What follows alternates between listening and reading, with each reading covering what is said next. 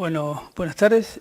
Hoy nos toca hablar de un tema en el que los ecocardiografistas son los que más deben saber, dado que el diagnóstico de esta enfermedad, el pronóstico y muchas veces la guía del tratamiento médico se hace exclusivamente con ecodoppler. Rara vez requerimos de otros métodos complementarios, la resonancia para saber si el paciente tiene alguna forma de localización que no logremos nosotros ver con el eco. En ese caso tiene que ser un ecocardiograma subóptimo para requerir de la ayuda de una resonancia magnética. Y la segunda ocasión en la que podemos requerir una resonancia es cuando ya estamos evaluando el riesgo de muerte súbita del paciente y supongamos que tiene un factor de riesgo y no llega al segundo para indicar un cardiodesfibrilador, en cuyo caso un estudio como la resonancia para evaluar el grado de fibrosis miocárdica nos puede ayudar para definir la indicación de un cardiodesfibrilador, como luego veremos. Pero básicamente no hay otro método diagnóstico que se utilice. El cateterismo se dejó de usar hace más de 50 años. La cámara gamma puede ser útil, como luego veremos, solo en un tipo de miocardiopatías hipertróficas, que es en las apicales, en las que característicamente tiene una hipercaptación apical y muchas veces un cardiólogo nuclear puede sospechar el diagnóstico de una miocardiopatía hipertrófica apical por el electrocardiograma y por esta hipercaptación apical, y de ahí derivarlo al ecocardiografista. Es decir, muchas veces los pacientes con miocardiopatías hipertróficas pueden tener un electrocardiograma sospechoso de enfermedad coronaria, como vamos a ver la mayoría lo van a tener, y si a su vez tiene precordialgia, el cardiólogo le puede pedir un SPECT, el SPECT da normal, y ante la hipercaptación que recién les comentaba, recién llega al ecocardiografista. Pero como les decía, la mayor experiencia en esta enfermedad, en el diagnóstico y en el seguimiento, es del laboratorio de ecocardiografía. Ha habido varios consensos, con algunos cambios, el 2003 del American College y de la Sociedad Europea, el primer consenso nuestro del año 2009, en el 2011 el de la American Heart Association, en el 2014 nuevamente sale el consenso europeo de cardiología y hace 3 años sale el consenso argentino de miocardiopatías hipertróficas.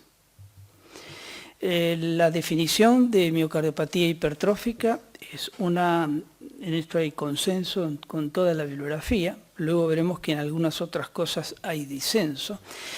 Es una hipertrofia ventricular inexplicable, es decir, un septum interventricular, no pared posterior, sino septum interventricular mayor de 15, una pared posterior de 12, 13, es altamente sospechosa de miocardiopatía hipertrófica, y la palabra inexplicable es porque nosotros tenemos un electro con hipertrofia ventricular izquierda, un ecocardiograma con hipertrofia ventricular izquierda, pero no tiene aumento de poscarga, no tiene hipertensión arterial, no tiene estenosis aórtica, no tiene coartación de aorta, etc. Entonces, ante una hipertrofia ventricular idiopática, entre comillas, lo que tenemos que primero es pensar en una miocardiopatía hipertrófica. Después veremos que hay fenocopias o formas fenotípicas que simulan una miocardiopatía hipertrófica y lo que tienen es el mismo fenotipo que una miocardiopatía hipertrófica en general simétrica, pero no tienen mutaciones sarcoméricas, sino que tienen mutaciones como luego veremos, en diferentes genes. Entonces, una miocardiopatía hipertrófica es una enfermedad congénita del sarcómero cardíaco. Es autosómica dominante, eso significa que siempre cuando hacemos un árbol genealógico, siempre va a haber un miembro afectado sin saltearse ninguna generación. Hoy en día se describen más de 1.400 mutaciones que están localizados en 13 genes que codifican los diferentes componentes del aparato contráctil. Si le extraemos sangre a un paciente con una miocardiopatía hipertrófica y le extraemos el ADN y lo enviamos para hacer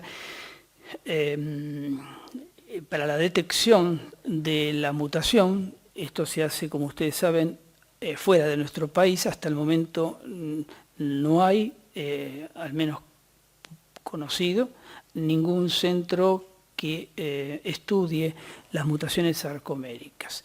Entonces, si enviamos el ADN afuera y se hace primero una secuenciación, últimamente se utiliza el Next Generation Sequencing, que permite estudiar 7 genes en una primera instancia y luego otros 5.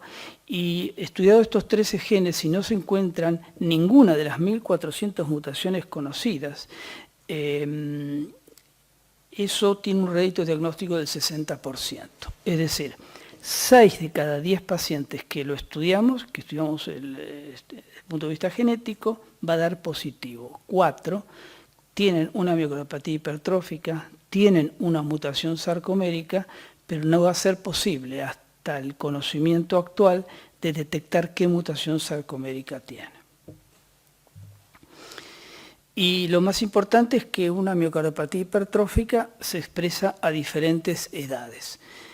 Es muy importante el concepto de que cuanto más precoz sea el diagnóstico en edad pediátrica, más severa va a ser la enfermedad. Y también es importante el concepto de la aparición tardía de miocardiopatías hipertróficas.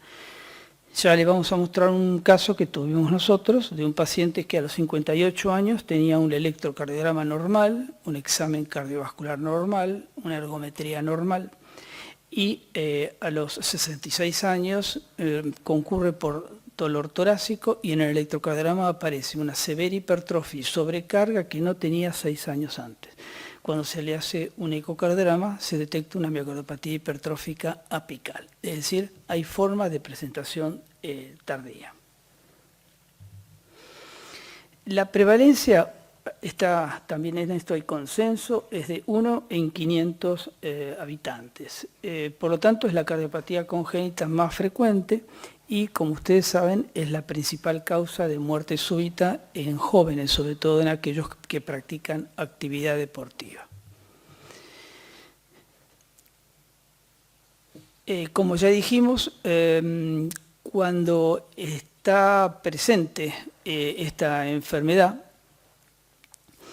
lo que hay que hacer es evaluar a toda la familia, porque es raro que haya un paciente que no tenga algún integrante en la familia con la enfermedad. Y siempre hay que estudiar parientes de primero y segundo grado, es decir, los padres y los hijos, al menos, ¿no? Si extrapolamos esta prevalencia de 1 en 500, se supone que en nuestro país hay 80.000 pacientes afectados.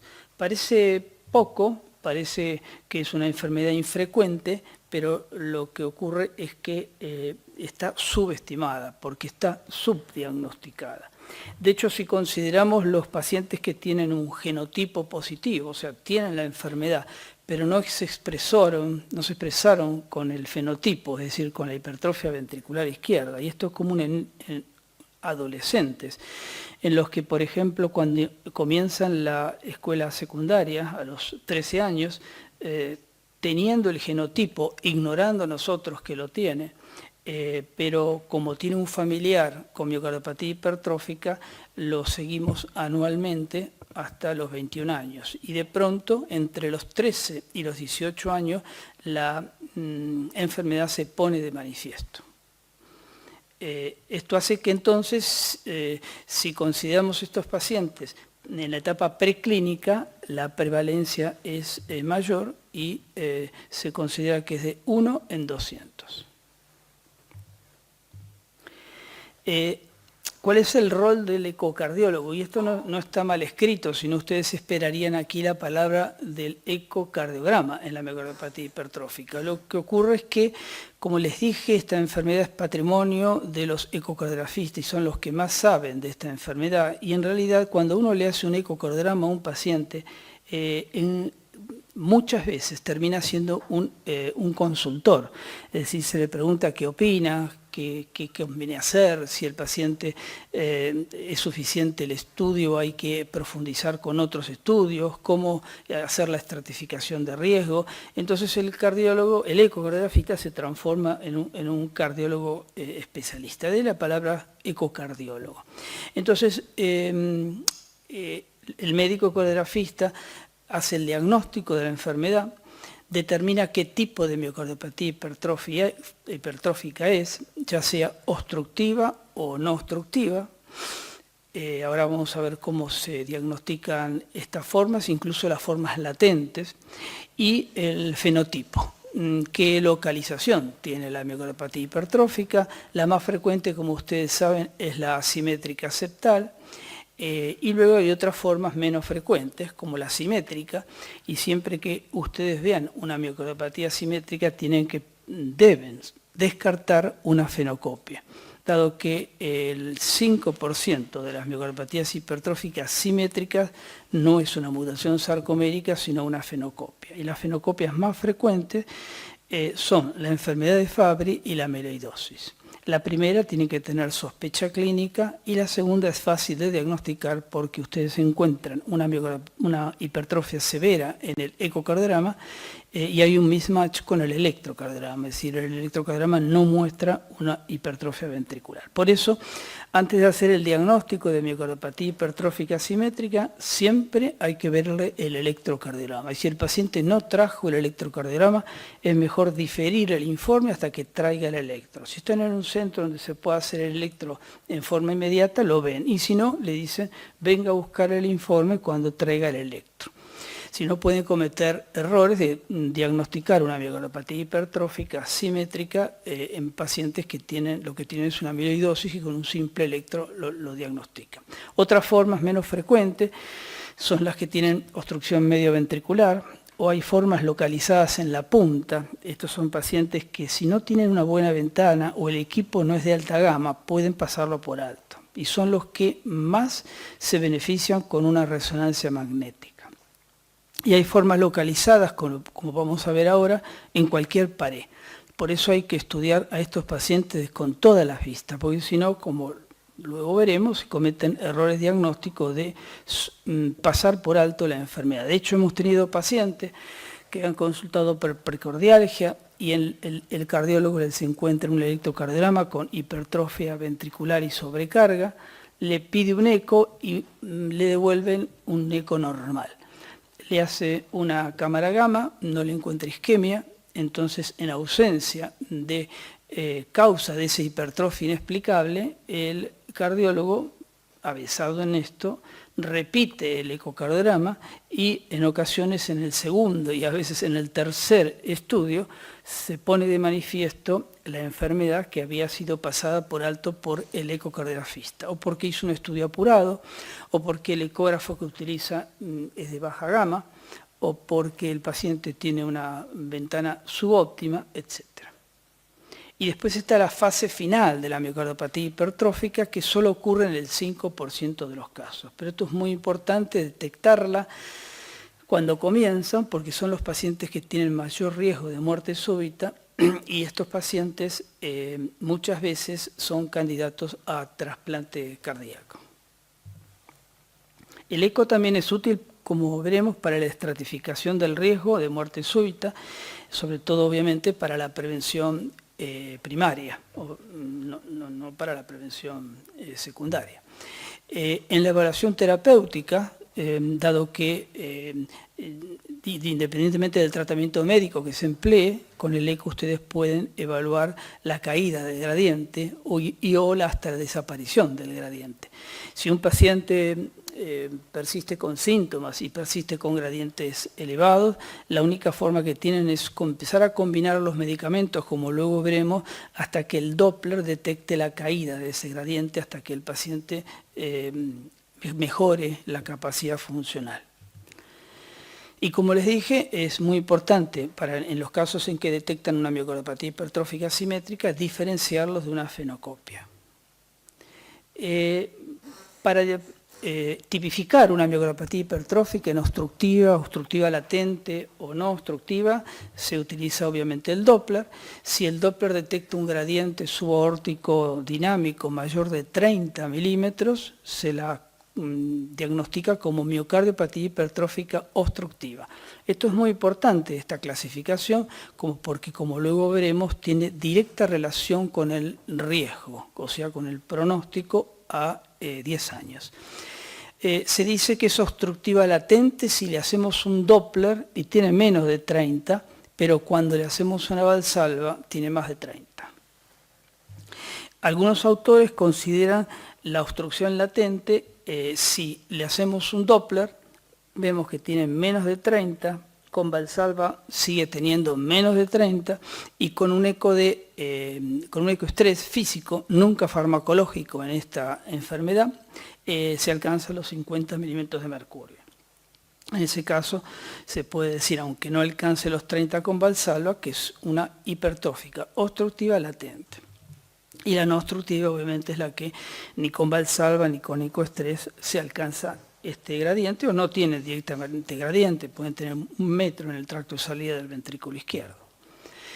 Las dos primeras, la obstructiva y la obstructiva latente, además de tener diferente pronóstico, pueden requerir, además del tratamiento médico, pueden requerir tratamiento quirúrgico si son refractarias al tratamiento médico. Y esta es la curva actuarial, donde ustedes ven los pacientes en una población de pacientes libres de eventos a 10 años, en azul 1,5% de riesgo, las miocardopatías que no tienen gradientes, vean las que son latentes, tienen un riesgo intermedio, entre las no obstructivas y las obstructivas que son las que mayor riesgo tienen. De ahí la necesidad de que en todos los pacientes que tienen una miocardopatía obstructiva o obstructiva latente, reducirles o anularles el gradiente con el tratamiento médico.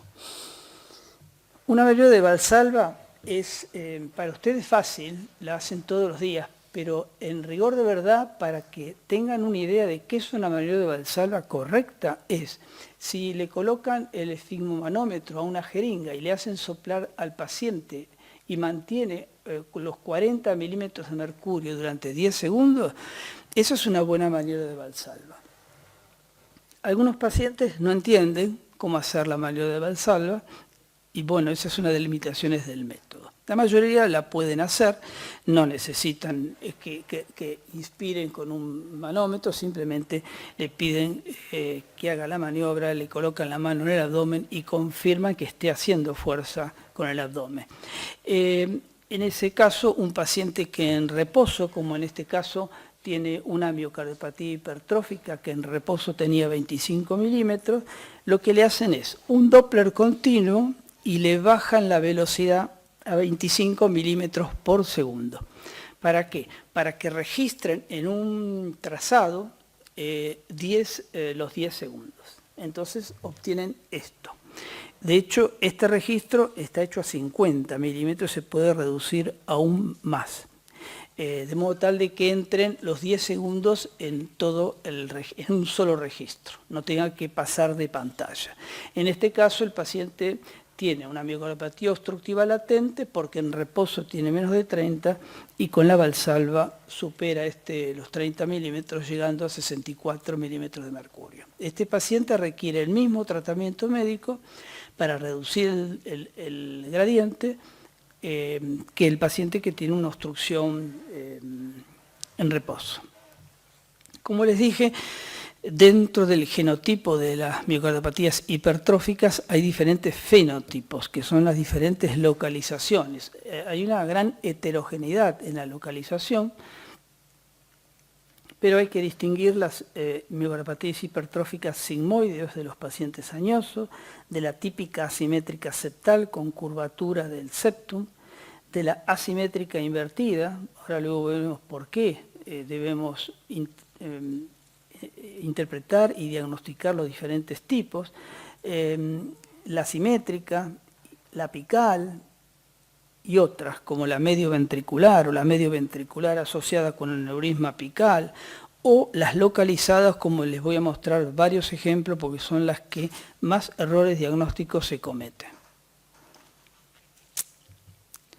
En nuestra población de 453 pacientes con miocardiopatías hipertróficas del Hospital Algerich, el 90% tienen hipertrofias asimétricas septales, de las cuales el 70% tienen gradiente en reposo o inducidos por Valsalva. Un 5% son miocardiopatías hipertróficas simétricas, y aquí es donde hay que descartar una fenocopia. Este paciente puede tener una ataxia de Friedreich, puede tener una glucogenosis, puede tener una mucopolisacaridosis, una enfermedad de glucógenos como la enfermedad de Fabry, etc. Entonces ahí hay que hacer una investigación profunda antes de decir que eso corresponde a una mutación sarcomérica.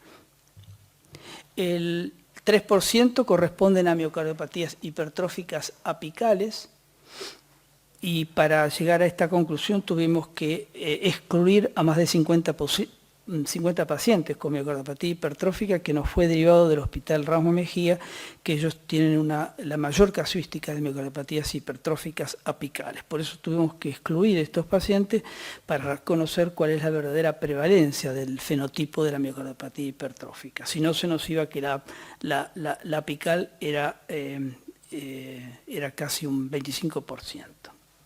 Y las más raras, una de cada 100, medioventriculares, pero tenemos varios casos de medioventriculares, sin aneurisma y, como en este caso, con aneurisma ventricular. El aneurisma ventricular es un factor de riesgo adicional para la estratificación de riesgo en la miocardiopatia hipertrófica. Bueno, este año se cumple el 60 aniversario del primer diagnóstico clínico de miocardiopatía hipertrófica. El de la izquierda, muchos de ustedes habrán leído los trabajos de Robert Bonow, como los de Betty Mayron y su hijo Martin Mayron. Lisa Salver, hace más de 50 años que está a cargo de la Asociación de Familiares con Miocardiopatía Hipertrófica, y el señor es Claude Brady. ¿Quién es este señor? En el año 1959, cuando tenía 22 años, este paciente consulta en el NIH por disnea de esfuerzo y fatiga. Tenía un soplo sistólico 4/6 en cuarto espacio intercostal izquierdo, que aumentaba con Valsalva. Le hacen el 11 de septiembre del 59 un cateterismo y por primera vez diagnostican la miocardiopatía hipertrófica con un gradiente subaórtico. Como ustedes ven, cuando hacen el pullback de aorta a la cámara ventricular, no hay gradiente a nivel valvular, pero cuando lo retiran se observa un gradiente entre la cámara proximal y el tracto de salida del ventrículo izquierdo. Bramwell es el que hizo este cateterismo y fue el que primero diagnosticó la miocardiopatía obstructiva dinámica. Cuando pasaron la válvula, el paciente hizo una fibrilación ventricular. En los próximos años, este paciente presentó insuficiencia cardíaca progresiva con caída de la fracción de eyección por debajo del 30%. Es decir, entró lo que se llama en la fase final, que ya les comenté, de miocardiopatía hipertrófica, que no lo tienen más que el 2 al 5% de los casos. 30 años más tarde, en 1989, a los 52 años de edad, se le hace un trasplante cardíaco. Este es el corazón explantado, donde se demuestra la severa fibrosis que tenía el ventrículo. Todavía tenía hipertrofia localizada en el septum anterior.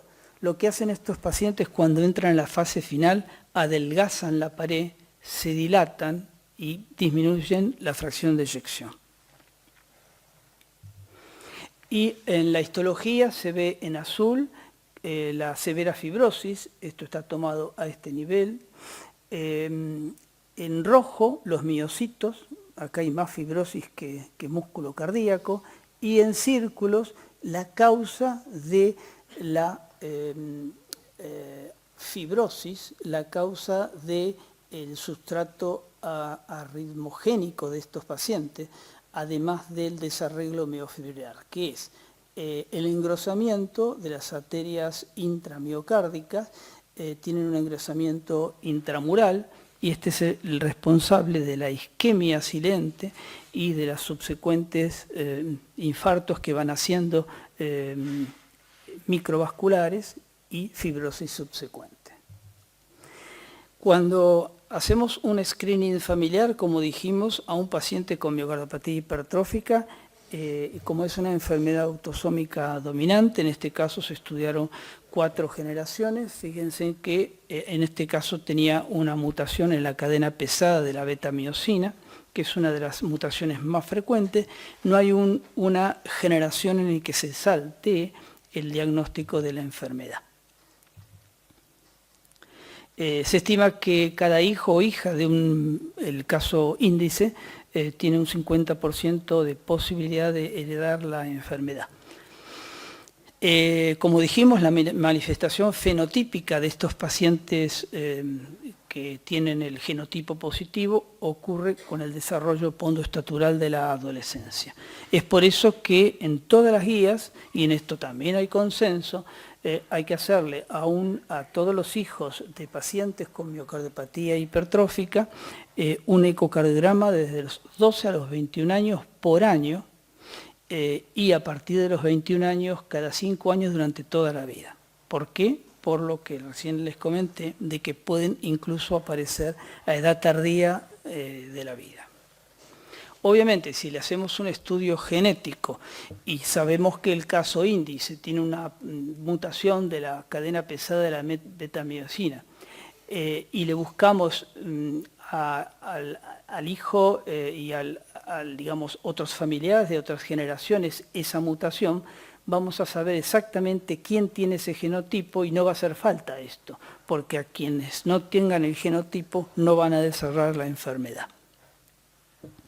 Hoy día se han reducido mucho los costos de un estudio genético, de modo tal que, si bien en la mayoría de las obras sociales o prepagas en nuestro país no los autorizan, o es muy difícil que los autoricen, el costo es accesible en algunos pacientes. Además, el mayor costo está en el caso índice, porque después estudiar a todos los familiares es muy fácil, porque ya el costo se reduce al 10% del caso índice, porque ya se sabe la mutación, ¿no? Y ya se sabe dónde, a qué gen hay que irla a buscar. Este es un caso AP, 25 años, con antecedentes de miocardiopatía hipertrófica desde los 17 años. Ya si el diagnóstico es a esta edad, ya saben que el pronóstico no es tan bueno que cuando se diagnostica a los 30 o 40 años. Estaba en tratamiento con 100 miligramos de atenolol, vive en Chacabuco, lo derivan al hospital Argerich porque tenía disnea clase 2-3, para ver si requería tratamiento quirúrgico. El padre tenía 62 años y tenía una miocardiopatía hipertrófica, pero estaba asintomática. Como antecedentes, tenía una muerte súbita prematura en familiar consanguíneo. Es decir, la abuela había fallecido, abuela paterna, había fallecido a los 43 años.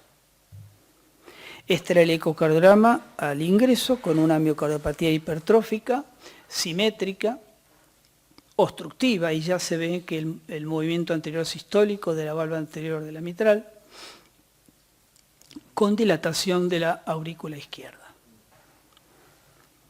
Entonces tenemos que ver qué hacer con este paciente que tiene una miocardiopatía hipertrófica obstructiva y que con 100 miligramos de atenolol seguramente tiene un gradiente alto por el prolongado contacto de la valva anterior de la septal, valva anterior de la mitral con el septum interventricular. Se le mide un septum de 18 milímetros, una pared posterior de 12 y un índice masa para un valor de 115 gramos, 179 gramos por metro cuadrado, es decir, una severa hipertrofia. Cuando le hacemos el modo M a nivel 2, vemos el llenado rápido, la onda A y el movimiento anterior sistólico. Y este movimiento anterior sistólico, fíjense en lo prolongado que es, de modo tal de que hoy se sabe, por los trabajos de hace más de 50 años, que cuanto más breve es este contacto, menos gradiente va a tener, y cuanto más prolongado, más gradiente va a tener. Es de esperar que este paciente tenga un alto gradiente intraventricular. Y si se fijan en el nivel 2, ¿qué es lo que genera el movimiento anterior sistólico? ¿Se acuerdan que la valva anterior de la mitral tenía un segmento A1, A2, A3 y la valva posterior tenía un segmento P1, P2, P3? El segmento A2 de la valva anterior de la mitral es el que toca el septum interventricular y por efecto Venturi genera el gradiente intraventricular. Pero ¿qué pasa? Si ustedes ven el eje mayor, además de la hipertrofia y además del movimiento anterior sistólico, tiene otra cosa que lo pueden ver con cierta experiencia, quién sabe, no lo ven ahora, lo van a ver cuando tengan más de un caso. Acá hay un colapso de la sigmoidea no coronariana. Claro, ¿cómo aseverarlos esto? Bueno, le derivamos un modo M y se ve que la sigmoidea no coronariana tiene un colapso mesosistólico y luego reabre. Esto es característico de la miocardiopatía hipertrófica obstructiva. De la misma manera que el colapso protosistólico sin reapertura es patognomónico de la estenosis subórtica fija membranosa. Y hasta la fecha no se conoce ninguna entidad que pueda generar un colapso telesistólico.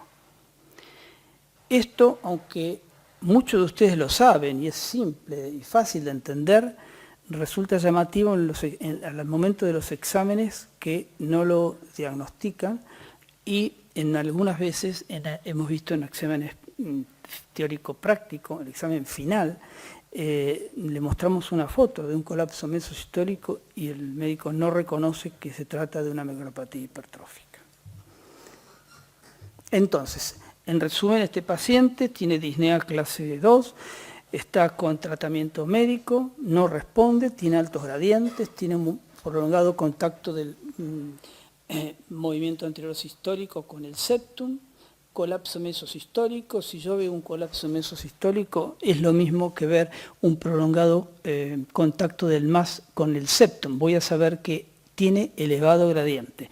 No, una miocardiopatía hipertrófica con un gradiente de 20, 30 no provoca un colapso como de esta magnitud mesosistólico en el ecograma aórtico.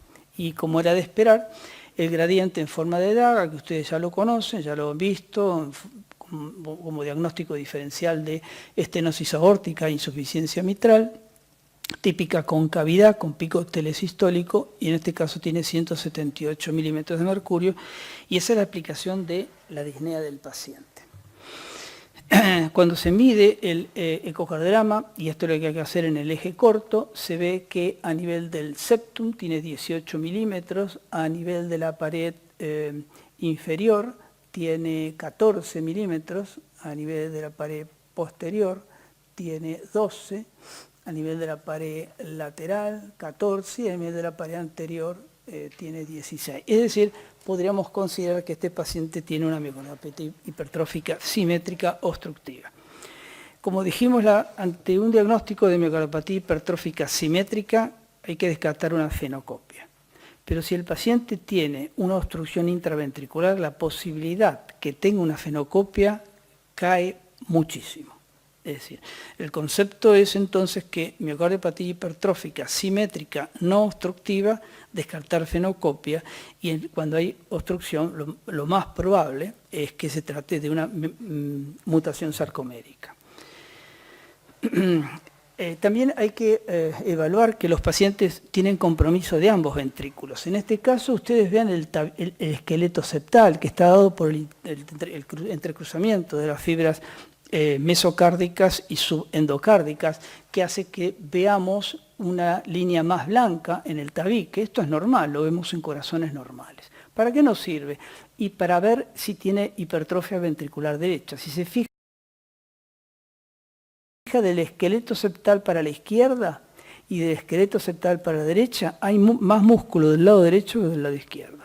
Entonces, como es difícil diagnosticar hipertrofia ventricular derecha viendo la pared lateral por la baja resolución, porque no es fácil frisarla en fin de diástole, medirla, esto es lo más importante. Esta es la mayor sospecha de que el paciente tiene compromiso de ventrículo derecho. Pero para certificarlo, como ustedes lo han visto, en ecocardiografía normal hay que hacer la vista subcostal. En este caso se le hace una vista subcostal, esto es aurícula derecha, ventrículo derecho, el corazón izquierdo está aquí abajo, esa es la pared inferior del ventrículo derecho, esto es el hígado, se coloca el zoom y se mide desde el comienzo de la pared inferior hasta el subendocardio. Fíjense la diferencia del contraste entre el hígado y el músculo cardíaco. De modo tal que es fácil medirlo, y siempre hay que medirlo en final de la onda R. Aquí se midió un poquitito más allá de la onda R. Lo correcto sería medirlo a este nivel. Y tenía 7 milímetros, lo que ustedes saben que más de 5 es hipertrofia del BD. Y esto es lo que dicen las guías del 2010. Hay que colocar la vista subcostal, colocar el área de interés perpendicular a la pared inferior, colocar el zoom, y se puede medir por bidimensional en fin de diástole, o sea, a nivel de onda R, pero lo que más se recomienda es derivar el modo M, como lo vimos en el diapo anterior. Este paciente, vuelvo, tiene disnea, tiene gradientes altos y está tomando 100 miligramos de atenolol y no responde. ¿Por qué? Porque tiene disfunción diastólica. Vean el flujo mitral restrictivo que tiene. Tiene una velocidad pico de 144, muy alta. Recuerden que más de 80 tienen que sospechar aumento de las presiones de llenado. Tienen un tiempo de desaceleración muy corto, no está medido aquí, una contracción auricular pequeña.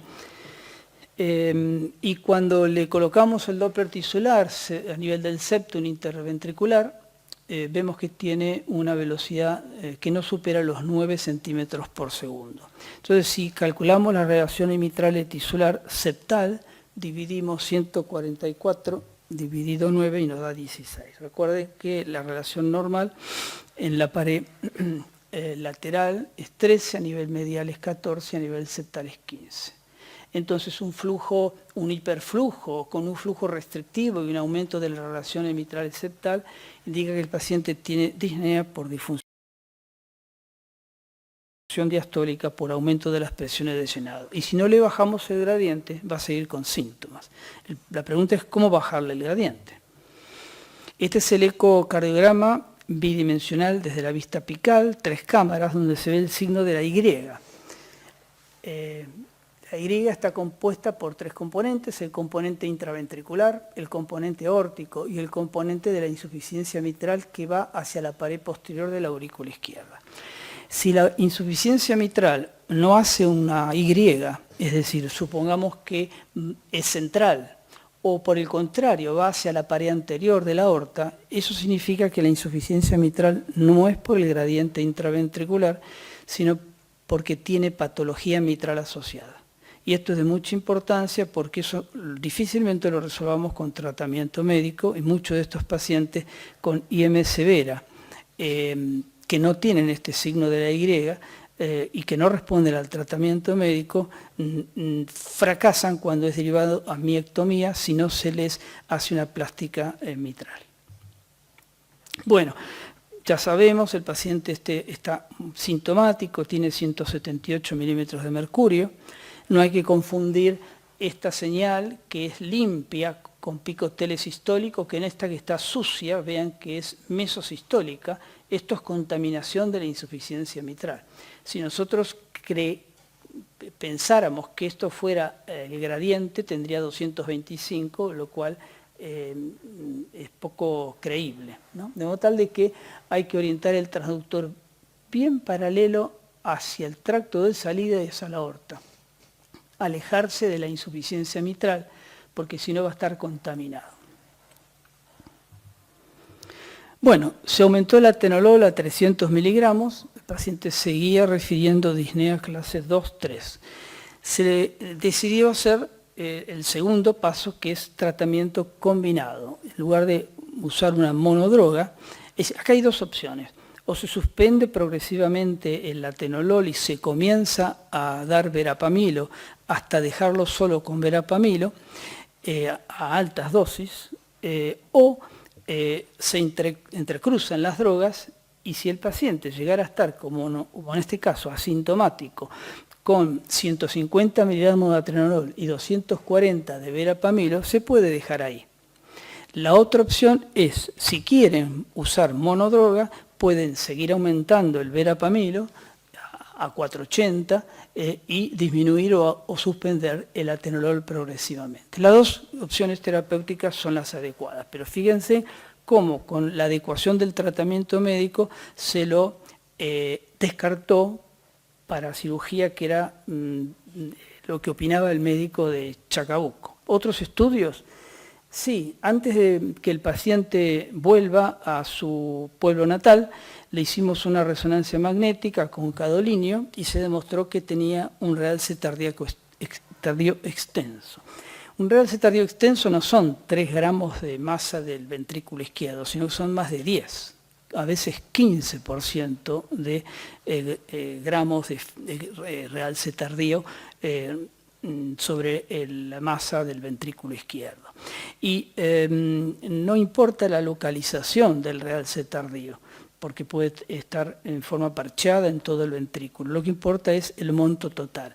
Y hay pocos lugares donde cuantifican el realce tardío. Entonces, cuando le pidan a un paciente con una miocardiopatía hipertrófica una resonancia, pidan con cuantificación de realce tardío. Y si no tienen el soft automático, que lo hagan manualmente. Se van a acordar de ustedes cuando le pidan medición manual, porque es muy laborioso, ¿no? Ya van a ver una medición manual, lo que significa el tiempo que se tarda, pero bueno, es la única utilidad que a ustedes se le puede brindar para tomar una decisión. Sabiendo que tenía el realce tardío, completamos con un Holter, y en el Holter encontramos múltiples episodios de taquicardia ventricular no sostenida, más de 120 latidos. Si las taquicardias ventriculares tienen menos frecuencia, no son importantes, no tienen riesgo de muerte súbita. Según las guías y los diferentes trabajos, el pronóstico lo infiere cuando tiene más de esta frecuencia cardíaca. Entonces, ante una hipertrofia grave, como tenía este paciente, 18 milímetros de mercurio, un realce tardío extenso, un gradiente intraventricular elevado, que se lo pudimos bajar con tratamiento médico, y una taquicardia ventricular no sostenida, se le pidió un SPECT. El SPECT se demostró que no había isquemia ni caída paradojal de la tensión arterial. Ni el SPECT ni el ecoestrés físico es útil para descartar enfermedad coronaria asociada en pacientes varones mayores de 40 a 45 años que tienen miocardiopatía hipertrófica. Dado los factores de riesgo, se implantó como prevención primaria un CDI y volvió asintomático a su ciudad de origen.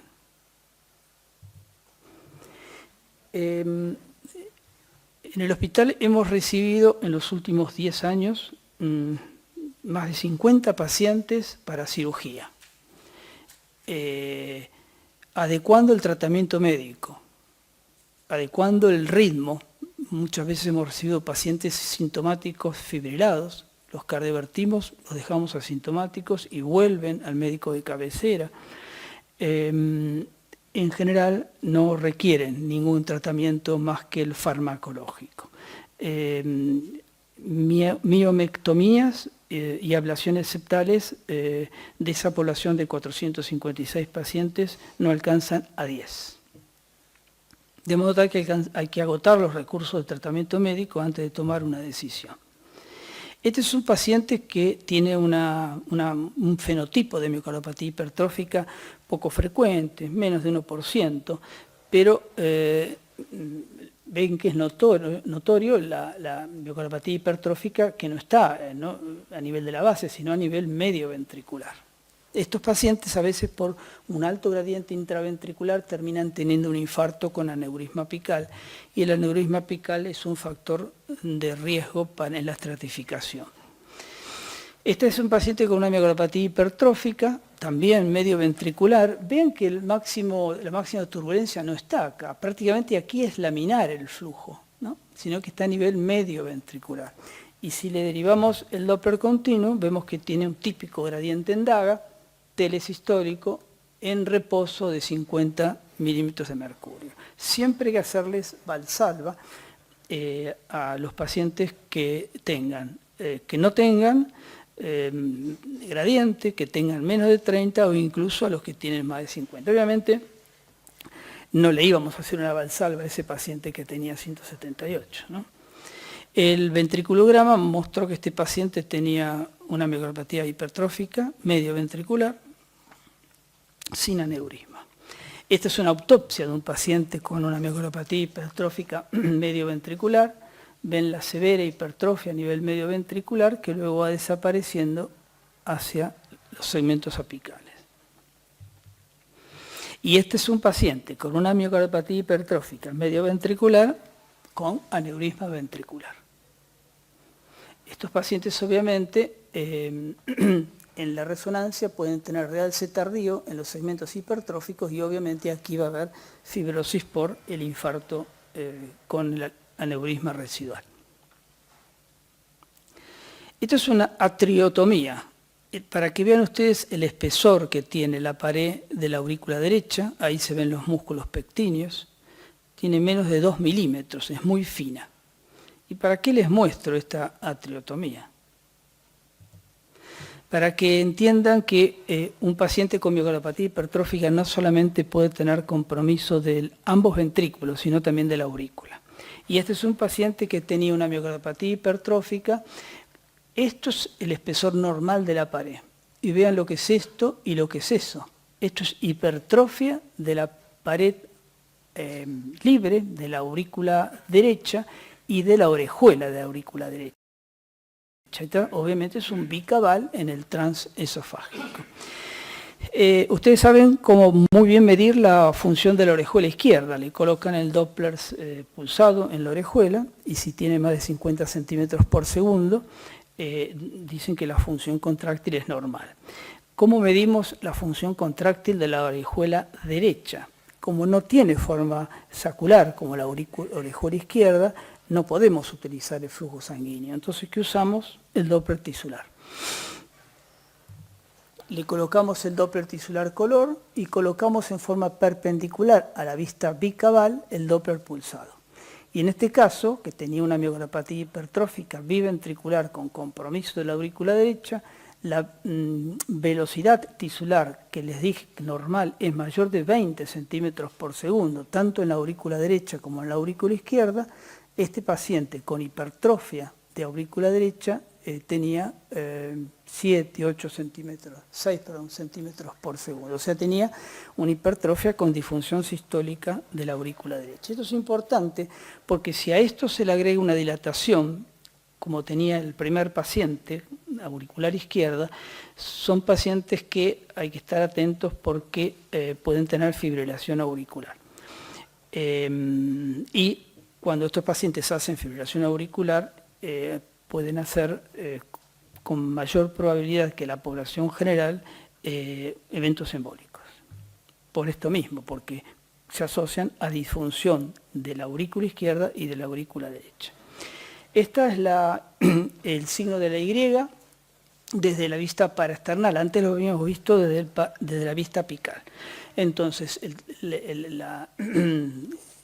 primer vector de la Y, que es la obstrucción al tracto de salida, y los dos bifurcaciones, la aorta y la insuficiencia mitral. Vean ustedes que está siempre pegada a la pared posterior de la aurícula izquierda. ¿Por qué esto ocurre? Porque la valva anterior de la mitral, al contactar contra el septum, el jet se dirige hacia la valva posterior de la mitral. Lo mismo, una miocardiopatía hipertrófica con una insuficiencia mitral leve, dirigida hacia la pared posterior de la aurícula izquierda, y en este caso, una miocardiopatía hipertrófica con una IM severa.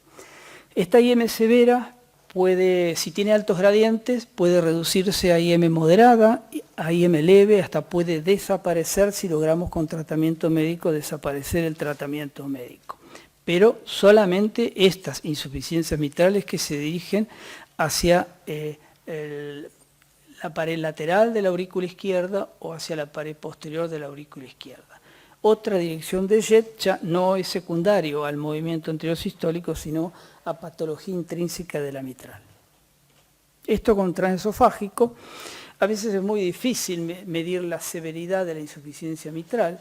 Acá pudimos despegarla de la obstrucción al tracto de salida y le medimos una vena contracta de 0,46.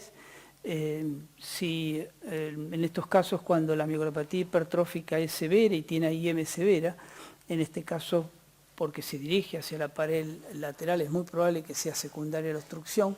Para evaluar el grado de severidad, en caso que no responda al tratamiento médico, lo mejor son el análisis de las venas pulmonares con un eco transesofágico. Bueno, esta es una IM severa en una miocardiopatía hipertrófica, en una persona añosa, digo añosa porque se ve que tiene calcio en el anillo mitral. Esta es la señal de insuficiencia mitral. Vean que parece al méter sistólico, pero está sucio. Esto es mesosistólico.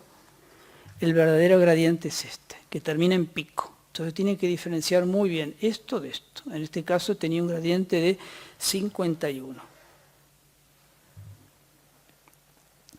Entonces, si el paciente es refractario al tratamiento médico y requiere tratamiento quirúrgico, es decir, la miomectomía, solamente con la miomectomía se soluciona el problema.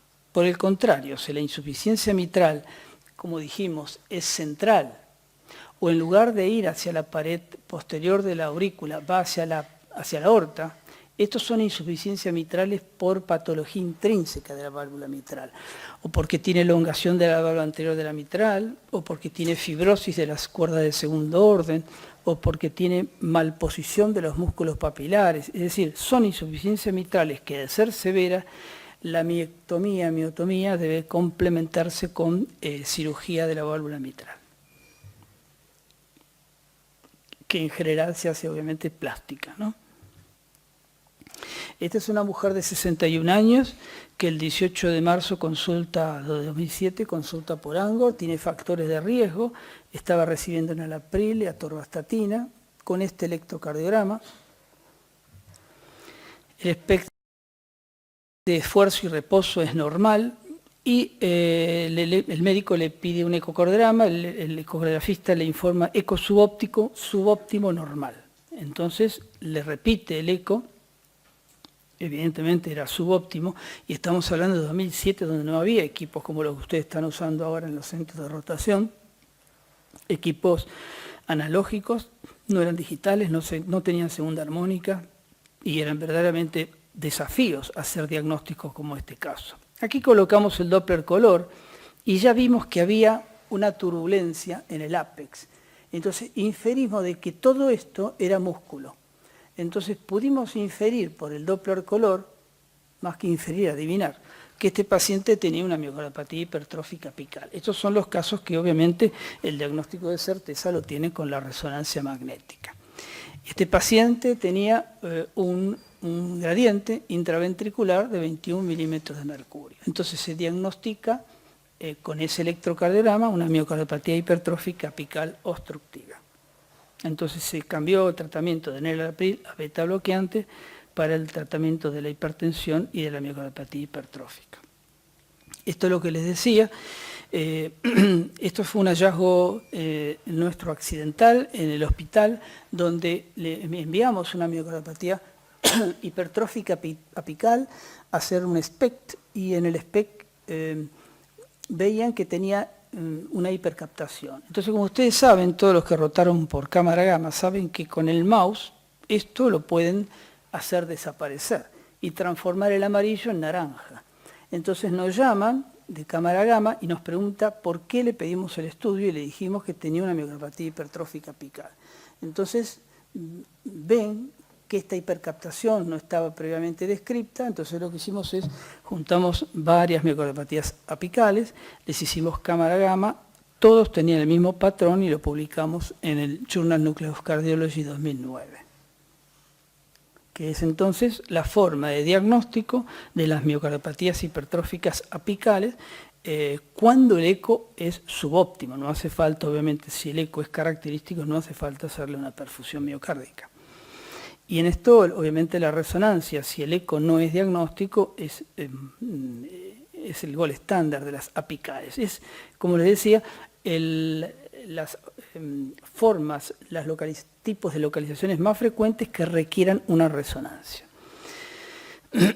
Otro caso, una hipertrofia y sobrecarga. Ustedes ven eso, este electro, y dicen tiene una miocardiopatía hipertrófica, obviamente en ausencia de hipertensión arterial y aumento de la poscarga. Pero, ¿dónde está la hipertrofia?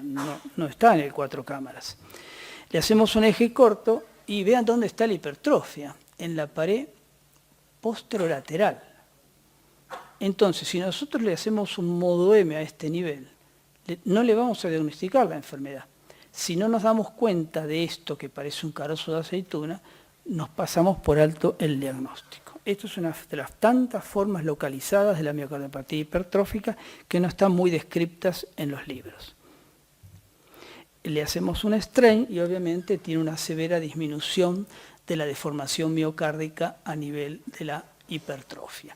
Y cuando hay menos de 12 o menos 10 de strain, en este caso es menos 4, menos 5, menos 9, esto es de certeza que tiene fibrosis miocárdica. Hacemos una resonancia y hay parches de fibrosis en la pared posterolateral. Esta es otra paciente con una miocardiopatía hipertrófica apical, donde la resonancia no ve hipertrofia, pero cuando llega al ápice empieza a ver la hipertrofia localizada. No ocupa todo el ápice. Estas son las hipertróficas más difíciles de diagnosticar porque hay que mapear muy bien el ápice del ventrículo izquierdo. Las indicaciones de la resonancia, según el consenso de imágenes cardiovasculares no invasivas de la SAC del año 2013, es nivel 1 para hacer diagnóstico cuando el eco es subóptimo y clase 2A para estratificación de riesgo. Hoy en día esto creo que debe ser revisto porque cada vez hay más literatura que apoya la utilidad del realce tardío en la estratificación de riesgo y en el implante del CDI.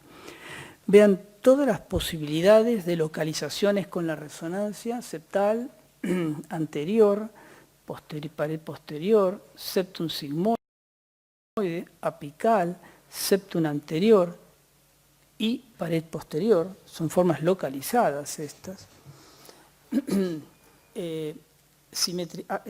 Asimétricas septales, medio ventriculares con aneurisma ventricular, falsos tendones muy frecuentes en las miocardiopatías hipertróficas, elongaciones de la valva anterior. Esto se mide muy bien por ecocardiograma. Normalmente la valva anterior tiene 21 milímetros y en las miocardiopatías hipertróficas están elongadas. Esa elongación de la valva anterior explica en parte el movimiento anterior sistólico y la malposición de los músculos papilares que va a producir diferentes grados de insuficiencia mitral y que no es pasible solamente con la corrección de una IM severa con la miomiectomía. Y esto ya ustedes saben muy bien que son criptas miocárdicas, que son tipo hendiduras o clés miocárdicos que fueron descritos inicialmente en familiares de miocardiopatía hipertrófica, luego fueron descritas en miocardiopatía hipertrófica y luego se vio que no era característico de la miocardiopatía hipertrófica. Aquí es una miocardiopatía hipertrófica apical, le hacemos un realce, una perfusión miocárdica y se ve el realce tardío en la punta. En el eje corto, basal, la perfusión miocárdica y el realce tardío en la punta. Esta es una resonancia magnética pre- y post-ablación septal. Toda ablación septal deja un realce tardío porque es un infarto, como ustedes saben, inducido. A diferencia de la miomectomía, que no deja secuela de fibrosis y de necrosis. Así se mide la valva anterior de la mitral desde el punto de unión con la raíz de aorta y la punta en diástole. Normalmente esto tiene menos de 21 milímetros. Hay valvas que pueden tener 31, 40 milímetros de longitud. Esta es una paciente asintomática de 48 años, derivada al cardiólogo por un electro anormal. O sea, está asintomática, no tiene aumento de la poscarga y el cardiólogo le encuentra este electro. El diagnóstico más seguro es una miocardiopatía hipertrófica. Como ven, son todos casos iguales, los electrocardiogramas. Y en este caso lo que tenía era una variedad de septum sigmoide. Todo el ecocardiograma era normal, excepto el septum basal. En este caso tenía 16 milímetros. Esto en movimiento, ven que no tiene hipertrofia ni del septum ni de la pared posterior, sino que tiene un septum sigmoide, pero fíjense que el septum sigmoide ocupa una parte del tracto de salida del ventrículo izquierdo. Ven que la sigmoidea no coronaria donde se inserta, y esto puede ocasionar gradiente intraventricular. Esto es una de las formas que les decía de presentación de las miocardiopatías hipertróficas. Esto es común en los septuagenarios, octogenarios. Desde la vista apical lo mismo, todo el ventrículo normal, variedad septum sigmoide de miocardiopatía hipertrófica, que en ocasiones no la ven y cuando le hacen un Doppler continuo encuentran un gradiente, empiezan a mirar el ecocardiograma otra vez y ahí lo diagnostican. ¿Por qué la importancia de todo esto que le digo, las diferentes localizaciones de la miocardiopatía hipertrófica? Y porque si ustedes deciden a un caso índice hacer un estudio genético, tienen que saber que las variedades de septum sigmoides tienen un 24% de rédito del estudio genético, que las asimétricas septales típicas, que son las más frecuentes, que vemos en el 90% de los casos, tienen el mayor rédito diagnóstico, que las hipertróficas sin convexidad del septum, el rédito diagnóstico cae del 14%, y si ustedes quieren estudiar un paciente con una miocardiopatía hipertrófica apical, solamente 4 de cada 100 van a encontrar la mutación sarcomérica. Y para ir terminando esta primera parte, el concepto de la hipertrofia de músculos papilares. Aquí los músculos papilares son normales, el ecocardiograma bidimensional en el eje corto es normal, y aquí existe una hipertrofia del músculo papilar. No hace falta medirlo, con verlo se dan cuenta de que este músculo es hipertrófico, es del triple que el músculo posteromedial. Y desde hace ya varios años que medimos los músculos desde el eje vertical y del eje horizontal, y si tiene en alguno de estos ejes cualquiera de los músculos más de 11 milímetros, diagnosticamos hipertrofia de músculo papilar. ¿Qué importancia tiene? Este es un caso que vimos en el año 2002, donde le diagnosticamos hipertrofia del músculo papilar anterolateral, sin hipertrofia ventricular izquierda. El electro era normal. La madre tenía una miocardiopatía hipertrófica. Lo seguimos anualmente y 3 años después desarrolló hipertrofia ventricular izquierda. Es decir, el concepto es que la hipertrofia de músculo papilar en un paciente familiar de un caso índice puede ser el primer signo de miocardiopatía hipertrófica. Bueno, de ahí la importancia de seguirlos todos los años a estos pacientes hasta la edad en que requieren controles cada 5 años. lo mismo, en este caso esta paciente de 79 años está asintomática, no tiene antecedentes coronarios, pero el cardiólogo le encuentra un electro anormal, que es común, entonces sospecha enfermedad coronaria. A veces le hace primero la cámara gamma o le hace una ergometría o primero le pide el eco y el electro es muy característico y es poco probable de que una isquemia tenga hipertrofia ventricular, ¿no? Si tiene hipertrofia hay que pensar más en una miocardiopatía hipertrófica que en una enfermedad coronaria. Y vean lo que tenía el paciente, una típica miocardiopatía hipertrófica apical. Vean lo que es este grosor y este comparado al grosor a nivel basal. Calcificación del anillo y dilatación auricular izquierda. Y este es el caso antes del descanso que les dije que desarrolló una miocardiopatía hipertrófica en forma tardía. Este es el electro a los 58 años, totalmente normal. 18 de marzo del 2001. El paciente tenía 58 años. Pero a nosotros nos llega el paciente a los 66 años a unidad coronaria con troponina normal y este electro. O sea, una hipertrofia con sobrecarga. Hasta que se demuestre lo contrario, al descartar el síndrome coronario agudo y además porque tiene hipertrofia, es una miocardiopatía hipertrófica. Pero ¿cómo puede tener una miocardiopatía hipertrófica si él trae un electro de hace 6 años atrás normal? Lo comparamos, el electro del 2001 y el electro de 2009. Acá no había ni hipertrofia ni sobrecarga, y fíjense la severa hipertrofia y sobrecarga que desarrolla en 8 años. Le hacemos un ecocardiograma en unidad coronaria y tiene una miocardiopatía hipertrófica apical. Vean cómo va aumentando el espesor de la base a la punta y cómo aquí, si esto es 1 centímetro, que tiene por lo menos 15, 18 milímetros, a nivel lateral, a nivel septal y a nivel apical. Le hacemos un strain y obviamente está anormal en la punta. Y aquí en la punta seguramente hay fibrosis miocárdica. El paciente le medica con beta bloqueantes, se le da de alta, vuelve a su ciudad natal y nos enteramos que al mes hace una muerte súbita.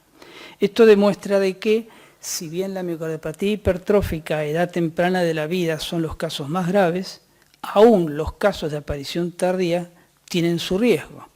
Y aún la miocardiopatía hipertrófica apical, que es de las más benignas, con el menor riesgo de muerte súbita, pueden tenerlo.